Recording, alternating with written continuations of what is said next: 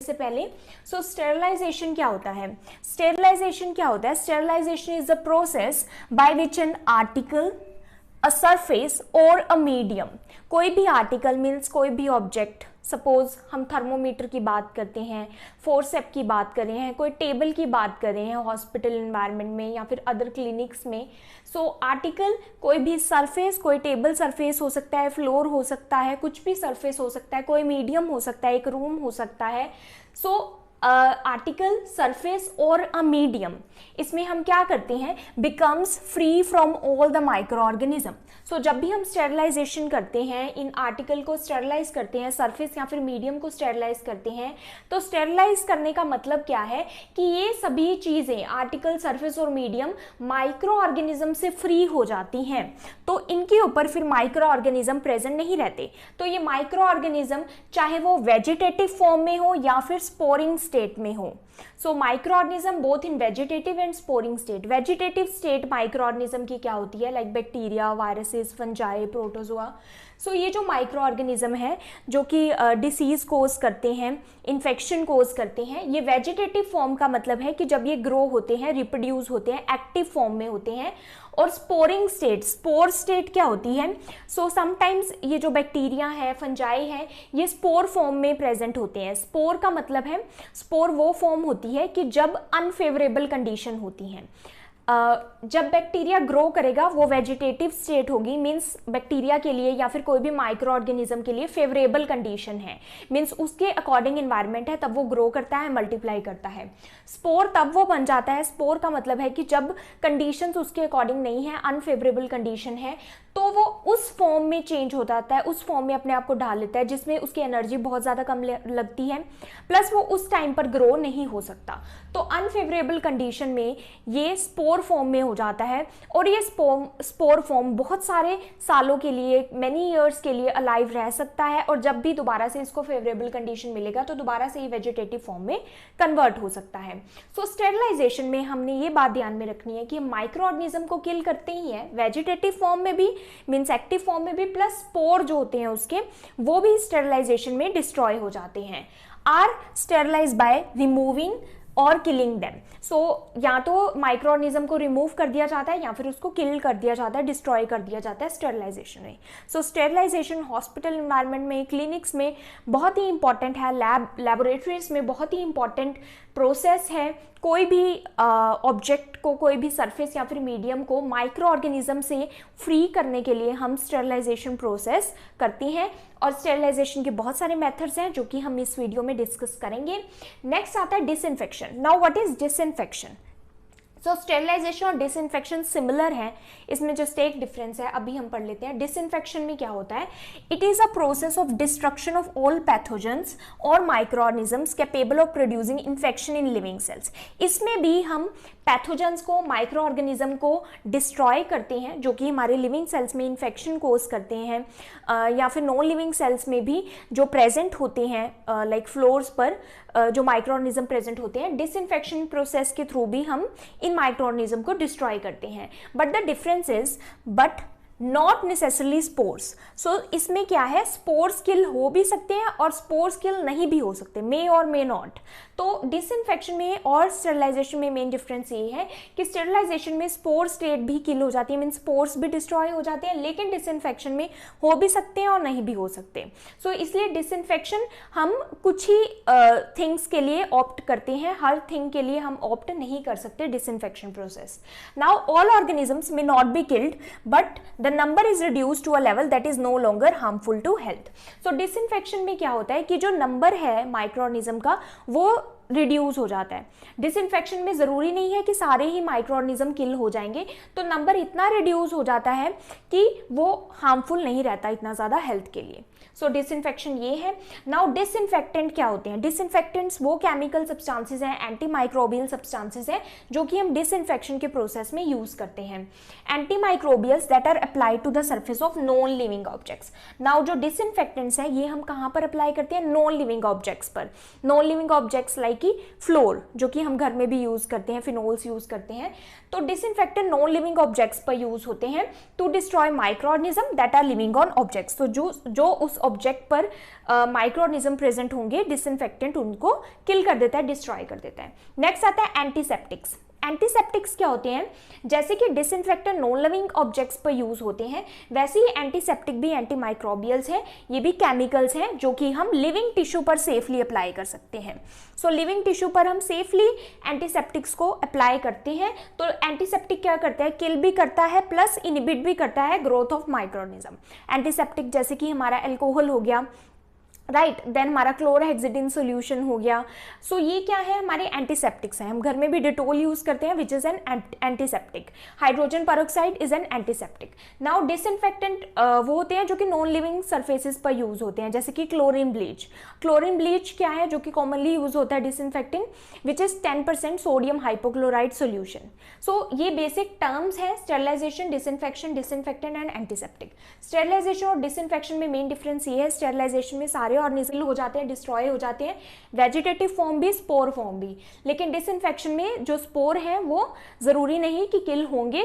तो हम स्टेरिलाइजेशन को, अगर कोई भी चीज जो कि स्टेरिलाइज है, तो उस प्रोसेस में हम स्टेरिलाइजेशन प्रोसेस यूज करके उस ऑब्जेक्ट को स्टेरिलाइज करते हैं। Means free from all micro organism, means that object is free from all micro organism.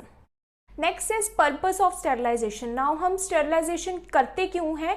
So sterilization का फर्स्ट पर्पस है to render the articles free from pathogens. So sterilization का मतलब है फ्री फ्रॉम माइक्रो ऑर्गेनिज्म। जब भी हम किसी object को, सरफेस, मीडियम को स्टेरिलाइज करते हैं तो वहाँ से जो पैथोजेंस हैं वो डिस्ट्रॉय हो जाते हैं। सो किसी भी आर्टिकल को अगर हमने फ्री फ्रॉम पैथोजन बनाना है, so that is the purpose of sterilization. Next is to make complete destruction of microorganism. So अभी हमने डेफिनेशन में देखा है स्टेरिलाइजेशन में स्पोर्स प्लस वेजिटेटिव फॉर्म दोनों डिस्ट्रॉय हो जाती हैं, तो इसलिए कंप्लीट डिस्ट्रक्शन माइक्रो ऑर्गेनिज्म का स्टेरिलाइजेशन से पॉसिबल है।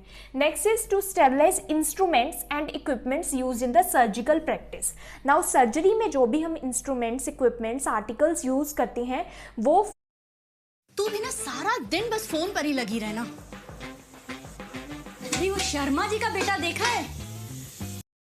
नाउ सर्जरी में जो भी हम इंस्ट्रूमेंट्स, इक्विपमेंट्स, आर्टिकल्स यूज करते हैं वो फ्री फ्रॉम माइक्रो ऑर्गेनिज्म होने चाहिए, क्योंकि वो अंदर इन्वेड होने हैं, लिविंग टिश्यूज के अंदर इन्वेड होने हैं। तो इन्वेडिंग होते हैं जो भी सर्जिकल इंस्ट्रूमेंट्स हैं, इसलिए हमने उसको स्टेरिलाइज करना है। सो ये एक पर्पस है। Next is to keep the articles in such a condition that they are ready for use at any time. तो हमने सारे जो भी आर्टिकल एक बार यूज हो चुके हैं उसको हमने स्टेरिलाइज करना है, ताकि जब भी हम अगेन यूज करें, किसी भी टाइम पर जब हमने यूज करना है तो वो फ्री फ्रॉम माइक्रो ऑर्गेनिज्म हो। Next is for the safety of patients and health care staff. Now अगर हमारे आर्टिकल्स, जो भी हम वर्क इन्वायरमेंट है, हमारा आसपास के जो आर्टिकल्स हैं, सरफेस हैं, मीडियम है, अगर वो फ्री फ्रॉम माइक्रो ऑर्गेनिज्म होंगे, फ्री फ्रॉम पैथोजेंस होंगे, तो वो पेशेंट की सेफ्टी के लिए भी अच्छा है, साथ ही में हेल्थ केयर स्टाफ की सेफ्टी भी उसमें है। साथ ही में जो पैरामेडिकल स्टाफ है या फिर जो स्वीपर्स हैं, अदर स्टाफ जो भी हेल्थ केयर इन्वायरमेंट में वर्क कर रहे हैं, उन सबकी सेफ्टी के लिए sterilization is necessary. Next is methods of sterilization. Now sterilization के लिए कौन कौन से मेथड्स यूज होते हैं, किस किस मेथड से हम स्टेरिलाइज कर सकते हैं आर्टिकल्स को, मीडियम्स और सरफेसेस को। सो दो मेन टाइप है, फर्स्ट है फिजिकल मेथड एंड सेकंड है chemical method. So physical method में हम क्या क्या यूज करते हैं एंड केमिकल में क्या यूज करते हैं। फिजिकल में फर्स्ट आता है नेचुरल मेथड। नेचुरल मेथड में जो भी नेचुरल रिसोर्स अवेलेबल है दैट इज सनलाइट। सो इसमें आता है सनलाइट, सनलाइट के थ्रू स्टेरिलाइज करते हैं ऑब्जेक्ट्स को। नेक्स्ट आता है हीट। नाउ हीट में टू टाइप्स आते हैं, dry heat and moist heat. One more thing, sterilization के जो मेथड्स हैं, अगर आप ये फ्लो चार्ट भी ड्रॉ करते हैं, अगर आपको क्वेश्चन आता है स्टेरिलाइजेशन में, तो आप बहुत ही अच्छा स्कोर कर सकते हैं जस्ट इस फ्लो चार्ट को ही ड्रॉ करके। तो इसको आपने ध्यान से देखना है। सो ड्राई हीट में फर्स्ट आता है रेड हीट, देन आता है flaming, third is incineration, fourth is hot air oven and fifth is infrared. So ये ड्राई हीट में आता है। दूसरी तरफ है moist heat. So moist heat में तीन आती हैं, below 100 degree Celsius, at 100 degree Celsius and above 100 degree Celsius. So below 100 degree Celsius में आता है पास्चराइजेशन। एट 100 डिग्री सेल्सियस में जो मेथड आते हैं वो है boiling and tyndallization. Above 100 degree Celsius में आता है ऑटोक्लेव। ऑटोक्लेव भी बहुत ही इंपॉर्टेंट है, मोस्ट कॉमनली यूज्ड मेथड है। Next is radiation. रेडिएशन में 2 टाइप्स आते हैं, non ionizing and ionizing radiation. So radiation में हम रेडिएशन का यूज करते हैं। देन आता है फिल्ट्रेशन एंड मैकेनिकल मेथड। सो ये जो 4 हैं, natural, heat, radiation, filtration and mechanical method, ये फिजिकल मेथड में आता है। सो फिल्ट्रेशन को मैकेनिकल मेथड भी बोलते हैं। नाउ ये सारे जो मेथड है, नेचुरल, हीट और रेडिएशन, इनमें टेम्परेचर, हाई टेम्परेचर यूज हो रहा है। सो जो हीट लेबाइल होते हैं, जो कि हीट को नहीं सह सकते, वो ऑब्जेक्ट्स के लिए हम फिल्ट्रेशन या फिर मैकेनिकल मेथड यूज करते हैं, जैसे कि लिक्विड्स।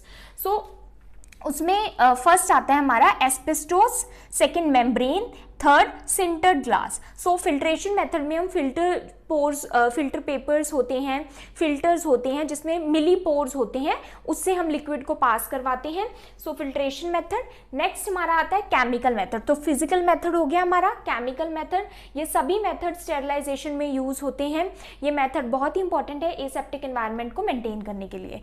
केमिकल मेथड में भी फर्दर 2 आते हैं, लिक्विड और गैशियस। सो लिक्विड में लिक्विड्स का यूज करके हम स्टेरिलाइज करते हैं। सो बेसिकली ये सारे डिसइंफेक्टेंट हैं, स्ट्रॉन्ग डिसइंफेक्टेंट, जिसकी हेल्प से हम स्टेरिलाइज करते हैं। लिक्विड में आता है अल्कोहल्स, एल्डिहाइड्स, फिनोल्स या फिर phenolics, halogens, heavy metals, surface acting agents and dice. Gaseous में हमारा फॉर्मेल्डिहाइड, जो कि मोस्ट कॉमनली यूज होता है सरफेसेस को स्टेरिलाइज करने के लिए, रूम्स को स्टेरिलाइज करने के लिए, वार्ड को स्टेरिलाइज करने के लिए फॉर्मेल्डिहाइड गैस यूज होती है, एंड इथाइलिन ऑक्साइड। नाउ हम इनको 1 बाय 1 एक ओवरव्यू ले लेते हैं कि ये सभी जो मेथड्स हैं ये क्या है। सो फर्स्ट हम डिस्कस करते हैं फिजिकल मेथड ऑफ स्टेरिलाइजेशन के बारे में। सो उसमें फर्स्ट हमने देखा था नेचुरल मेथड, जिसमें एक आता है सनलाइट। सो सनलाइट एक नेचुरल स्टेरिलाइजेशन इसलिए है क्योंकि सनलाइट में यूवी रेज होती हैं। सो यूवी रेज की वजह से बहुत सारे जो ऑब्जेक्ट्स हैं, मीडियम्स हैं, वो स्टेरिलाइज हो जाते हैं नेचुरली। प्लस सेकंड आता है इसमें ड्राइंग मेथड। ड्राइंग मेथड हम इसलिए यूज़ करते हैं नेचुरली ड्राई करना ऑब्जेक्ट्स को। सो ड्राइंग मेथड इज एक्चुअली जब जो भी माइक्रो ऑर्गेनिज्म है वो मॉइस्ट इन्वायरमेंट में रैपिडली ग्रो होते हैं, इसलिए हम ऑब्जेक्ट्स को ड्राई कर देते हैं। लेकिन ड्राइंग मेथड की डिसएडवांटेज ये है कि उसमें स्पोर्स किल नहीं होते। सो देन हमारा आता है ड्राई हीट में flaming method. So natural method हमने देख लिया, सनलाइट एंड ड्राइंग। देन हमारे हीट मेथड आते हैं जिसमें dry heat and moist heat आता है। ड्राई हीट में फर्स्ट आता है फ्लेमिंग मेथड। फ्लेमिंग का मतलब है फ्लेम, जो फायर की जो फ्लेम होती है उसके ऊपर हम ऑब्जेक्ट्स रखते हैं। सो फ्लेमिंग में क्या होता है, heating over fire till they become red hot. So कोई भी ऑब्जेक्ट को हम फायर के ऊपर हीट करेंगे, मीन्स जो फायर की जो फ्लेम्स होती हैं उसके ऊपर हीट करते हैं जब तक कि वो रेड हॉट ना हो जाए। तो इसमें जो इंस्ट्रूमेंट यूज होते हैं वो है फोर्सेप का जो टिप होता है, पॉइंट्स होते हैं, फोर्सेप को हम रेड हॉट कर सकते हैं फ्लेम के ऊपर। स्पैचुलास जो होते हैं, इन्यूक्लेटिंग लूप्स एंड वायर्स। देन हमारा आता है hot air oven. So hot air oven एक कॉमनली यूज मेथड है, सुटेबल मेथड है, काफ़ी अच्छा मेथड है, ड्राई हीट में हम यूज़ कर सकते हैं। इसमें हम हॉट एयर ओवन यूज़ करते हैं, उस ओवन की जो वॉल्स हैं वो हॉट रिलीज करती हैं, उसमें एक फ़ैन भी होता है जो कि उस ड्राई हीट को सर्कुलेट करता है ओवरऑल हॉट एयर ओवन में। ये 50 to 300 डिग्री सेल्सियस तक ऑपरेट हो सकता है। ड्राई हीट होती है, इसका जो टेम्परेचर है 50 to 300 डिग्री सेल्सियस जा सकता है। इसमें थर्मोस्टेट होता है जो कि एक रेगुलेटर होता है, वो उसको रेगुलेट करता है। यूजुअली हम 160 डिग्री सेल्सियस पर हीट करते हैं ऑब्जेक्ट्स को फॉर 1 आवर, 1 घंटे के लिए। इंस्ट्रूमेंट्स जो इसमें यूज होते हैं वो है glassware, forceps, scissors, scalpels, syringes, swabs, liquid paraffin and dusting powder. So ये सभी ऑब्जेक्ट्स हम यूज़ कर सकते हैं, आर्टिकल्स यूज़ कर सकते हैं हॉट एयर ओवन में। हॉट एयर ओवन में जब हमने कोई भी ऑब्जेक्ट रखना है तो हमने इस तरीके से रखना है, बहुत ज़्यादा कंजस्टेड या फिर ओवरलोडेड हमने नहीं करना हॉट एयर ओवन को। इस तरह से रखना है ताकि जो ड्राई हीट है वो सर्कुलेट हो सके अच्छे से हॉट एयर ओवन में। प्लस ये जो भी आर्टिकल्स हैं ये हमने वेट नहीं रखने, हमने गीले नहीं रखने, ड्राई करके रखने हैं। नेक्स्ट हमारा आता है इंसिनरेशन। इंसिनरेशन क्या होता है कि बहुत ज़्यादा हीट यूज़ करके हम जो भी अगर कोई बैक्टीरिया भी है तो उसके भी स्पोर्स किल हो जाते हैं इंसिनरेशन में। So incineration is like burning microorganism और contaminated object into ash. So ये जो कोई भी ऑब्जेक्ट है वो ऐश में कन्वर्ट हो जाता है, बर्न हो जाता है और फ्री फ्रॉम माइक्रो ऑर्गेनिज्म हो जाता है। सो ये एक्सीलेंट मेथड है रैपिड मटेरियल में जो भी माइक्रो ऑर्गेनिज्म है उसको डिस्ट्रॉय करने का, प्लस मटेरियल इससे डिस्ट्रॉय हो जाता है। क्योंकि इंसिनरेशन हम इसलिए यूज़ कर रहे हैं, कोई भी हॉस्पिटल वेस्ट है या कुछ भी, उसको हम डायरेक्टली हम डस्टबिन में या फिर किसी बिन में हम नहीं भेज सकते, उसको रबिश नहीं ऐसे ही नहीं फेंक सकते। तो उसके लिए हमने पहले जो भी हॉस्पिटल वेस्ट है उसको हम इंसिनरेट करते हैं ताकि वो फ्री फ्रॉम माइक्रो ऑर्गेनिज्म हो जाए। तो यूजुअली ये 800 डिग्री सेल्सियस या फिर उससे ज़्यादा टेम्परेचर पर हम इंसिनरेट करते हैं या फिर बर्न कर देते हैं। सो एग्जाम्पल इसकी क्या है, जैसे कि कोई भी पैथोलॉजिकल मटेरियल है जिसमें पैथोजेंस हैं, कॉन्टामिनेटेड क्लोथ है अगर कोई, या फिर एनिमल कार्केसेस जो हैं उसको हम इंसिनरेट करते हैं। सो ये सभी आ गए ड्राई हीट के। नेक्स्ट चलते हैं मॉइस्ट हीट पर। सो मॉइस्ट हीट में हमने 3 पढ़े थे, एक तो बिलो 100 डिग्री सेल्सियस, एक 100 डिग्री सेल्सियस पर और एक अबव 100 डिग्री सेल्सियस पर। तो बिलो 100 डिग्री सेल्सियस में क्या आता है, पास्चराइजेशन। सो पास्चराइजेशन आपने सुना हो, मिल्क पास्चराइजेशन, तो मिल्क को हम पास्चराइज करते हैं। प्लस यहाँ पर जो हमने इंसिनरेशन पढ़ा था, सो इसमें हम इंसिनरेटर का यूज़ करते हैं, जो इंस्ट्रूमेंट यूज़ होता है वो है इंसिनरेटर। मॉइस्ट हीट में पास्चराइजेशन में 2 मेथड आते हैं, एक आता है होल्डर मेथड। होल्डर मेथड में हम होल्ड करते हैं 30 मिनट्स के लिए at 60 degree Celsius. Flash method में हम जस्ट फ्लैश करते हैं 15 टू 20 सेकेंड्स के लिए एट 72 डिग्री सेल्सियस और देन हम क्विकली इसको कूल कर देते हैं 13 डिग्री सेल्सियस या फिर उससे भी लो टेम्परेचर पर। जैसे कि milk, so milk pasteurization, so milk में जो भी नॉन स्पोरिंग बैक्टीरिया है वो किल हो जाते हैं। नेक्स्ट मॉइस्ट हीट में हमारा आता है एट 100 डिग्री सेल्सियस टेम्परेचर। तो हर चीज का भाव बढ़ गया है। दूध 5 रुपए से, सेब 30 रुपए से, पेट्रोल का भाव तो बीपी बढ़ा देता है। इस टॉमी का भी भाव बहुत बढ़ गया है। चिल माचा, शुक्र है रैपिडो ऑटो के भाव तो नहीं बढ़े। ऑटोज में सबसे किफायती और आपके घर तक भी best price assured. Forget meter, enjoy every. तो 100 डिग्री सेल्सियस पर आता है हमारा बॉइलिंग, क्योंकि बॉइलिंग हम किसी भी इंस्ट्रूमेंट या फिर आर्टिकल को किस में करते हैं, 100 डिग्री सेल्सियस पर। 100 डिग्री सेल्सियस पर वाटर बॉयल होने लग जाता है एंड जो भी इंस्ट्रूमेंट या फिर आर्टिकल है वो हम फुली इमर्स कर देंगे, मीन वो फुली डूब जाना चाहिए, मीन्स फुली वाटर में इमर्स होना चाहिए जब भी हम वाटर को, कोई भी इंस्ट्रूमेंट को या फिर आर्टिकल को बॉयल कर रहे हैं। तो 100 डिग्री सेल्सियस पर हम 10 मिनट्स के लिए एटलीस्ट हम बॉयल करेंगे। इससे क्या होता है, जो most of the pathogenic organisms हैं वो किल हो जाते हैं, लेकिन कई स्पोर्स इससे किल नहीं होते। सो स्टेरिलाइजेशन में भी प्रॉम्प्टेड, हम इसको स्टेरिलाइज करने के लिए और आर्टिकल्स को बेटर स्टेरिलाइज करने के लिए हम वाटर में 2% सोडियम बाइकार्बोनेट डाल सकते हैं।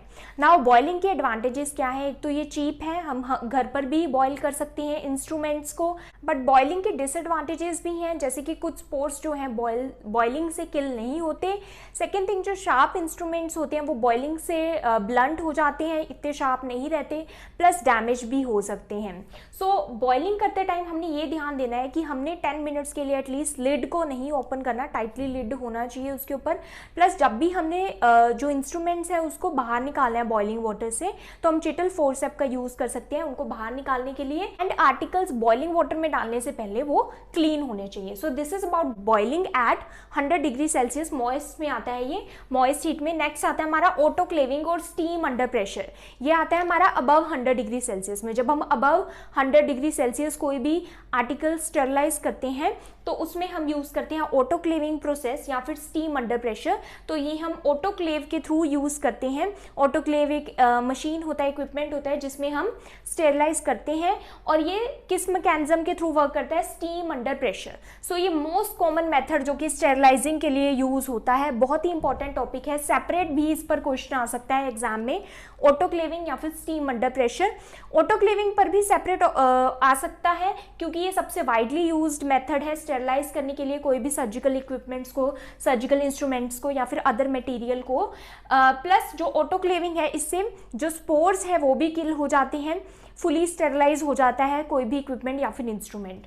नाउ ऑटोक्लेविंग पे भी सेपरेट टॉपिक आ सकता है, फिजिकल मेथड पर भी सेपरेट टॉपिक आ सकता है, या फिर केमिकल मेथड ऑफ स्टेरलाइजेशन पर सेपरेट टॉपिक आ सकता है। सो इसमें हम क्या यूज करते हैं ऑटोक्लेविंग में, हम हाई टेम्परेचर यूज करते हैं, प्रेशर यूज करते हैं, ह्यूमिडिटी को यूज करते हैं। सो इसका जो मैकेनिज्म है वो क्या है, sterilization is done by steam under pressure. तो इसमें हम स्टीम का यूज करते हैं ऑटोक्लेविंग में under pressure. So in an autoclave इसका जो मेन मैकेनिज्म है वो क्या है, वाटर बॉयल होता है and it's vapour pressure equals that of the surrounding atmosphere. जब वाटर बॉयल होता है तो इसका जो वेपर प्रेशर है वो सराउंडिंग एनवायरनमेंट से इक्वल हो जाता है। सो जब प्रेशर इंक्रीज होता है inside a closed vessel which is an autoclave, उसके बाद क्या होता है, टेम्परेचर इंक्रीज हो जाता है बहुत ज्यादा, और जो सैचुरेटेड स्टीम बनती है वो क्या है, हैज बेटर पेनिट्रेटिंग पावर। वो इंस्ट्रूमेंट्स में बेटर पेनिट्रेट कर सकती है और स्पोर्स को किल कर देती है। Now when steam comes into contact with a cooler surface, कोई भी कूल ऑब्जेक्ट या फिर सरफेस के साथ जब ये स्टीम कांटेक्ट में आती है तो क्या होता है, it condenses into water. Water में ये कंडेंस हो जाती है और अपनी जो लेटेंट हीट है वो उस सरफेस को दे देती है, जिससे वो फुली स्टेरिलाइज हो जाता है। इसमें जो टेम्परेचर है वो हम 121 डिग्री सेल्सियस यूज करते हैं, प्रेशर हम 15 पाउंड स्क्वायर इंच यूज करते हैं, टाइम हम यूज करते हैं 15 to 45 minutes at least, 15 to 45 minutes हम यूज करते हैं। इसमें जो इंस्ट्रूमेंट्स हैं वो कौन कौन से स्टेरिलाइज हो जाते हैं, surgical instrument, syringes, needles, linen जैसे कि गाउन्स, मास्क, स्वैब्स और ड्रेसिंग्स, ये सभी मटेरियल हम ऑटोक्लेविंग के थ्रू स्टेरिलाइज कर सकते हैं। नाउ ऑटोक्लेविंग में भी हम हॉट एयर अवन की तरह ही इक्विपमेंट्स रखने से पहले उनको ड्राई कर लेंगे, क्लीन कर लेंगे, प्लस साथ में ही हम इतना ज़्यादा कंजस्टेड नहीं करेंगे, फ्री सर्कुलेशन हो इसके लिए हम बहुत ज़्यादा रश अंदर ऑटोक्लेव में नहीं करेंगे, थोड़े थोड़े स्पेस पर हम इक्विपमेंट्स को रखेंगे। Next is radiation method. So radiation method में हम रेडिएशंस का यूज करते हैं। टू टाइप्स की रेडिएशंस होती है, नॉन आयनाइजिंग और आयनाइजिंग। नॉन आयनाइजिंग में हम यूज करते हैं infrared radiation and ultraviolet radiations, UV radiations. So ये किसके लिए यूज होते हैं, जो कि प्री पैक्ड आइटम्स होते हैं जैसे कि सिरिंजेस, कैथेटर्स, या फिर हम एंट्री वेज के लिए भी यूज कर सकते हैं, ऑपरेशन थिएटर के लिए भी यूज कर सकते हैं नॉन आयनाइजिंग रेज, और लैब्स के लिए भी यूज कर सकते हैं। आयनाइजिंग रेडिएशंस में आता है हमारा gamma rays and x rays and cosmic rays. So ये जो रेज होती हैं ये हाईली हार्मफुल होती हैं जेनेटिक मटेरियल के लिए, इसलिए ये स्टेरिलाइज कर देती हैं कोई भी सरफेस को या फिर इक्विपमेंट को। Plastic syringes, swabs, catheters, animal feeds, cardboard, oil, greases, fabric, metal foils जैसे कि एल्युमिनियम फॉइल्स, ये सभी आयनाइजिंग रेडिएशन से स्टेरिलाइज हो जाते हैं। नाउ रेडिएशंस में हमने ये ध्यान में रखना है कि जितने भी सरफेसेस हैं वो फुली एक्सपोज होने चाहिए रेडिएशंस पे। अगर कोई भी सरफेस रेडिएशन से शैडो में रह जाता है या फिर एक्सपोज नहीं हो पाता तो वो बैक्टीरिया किल नहीं हो पाएगा। नेक्स्ट हमारा है फिल्ट्रेशन मेथड। सो फिल्ट्रेशन में क्लियरली अंडरस्टूड है कि इसमें हम फिल्टर करेंगे सो जो भी लिक्विड्स होते हैं जो कि हीट लेबाइल होते हैं, जो कि हीट को बर्दाश्त नहीं कर सकते, सो उनके लिए हम यूज करते हैं फिल्ट्रेशन मेथड। नाउ जो सीराज होते हैं, सॉल्यूशंस ऑफ शुगर्स या फिर एंटीबॉडीज होती हैं, ये सॉल्यूशंस को हम फिल्टर करते हैं। नाउ फर्स्ट आता है इसमें कैंडल फिल्टर्स। कैंडल फिल्टर में हम जो भी वाटर है उसको फिल्टर करते हैं, जैसे कि जो भी इंडस्ट्रियल वाटर है या फिर ड्रिंकिंग वाटर यूज हो रहा है वो कैंडल फिल्टर के थ्रू फिल्टर हो जाता है।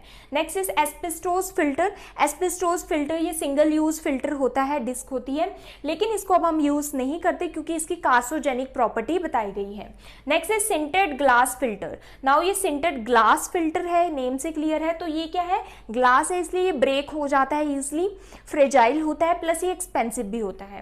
Next is membrane filters. So membrane filter हम यूज करते हैं जो भी सॉल्यूशंस हम पेरेंटल यूज के लिए करते हैं, पेरेंटल यूज जैसे आईवी सॉल्यूशंस, तो उसको प्रिपेयर करने के लिए हम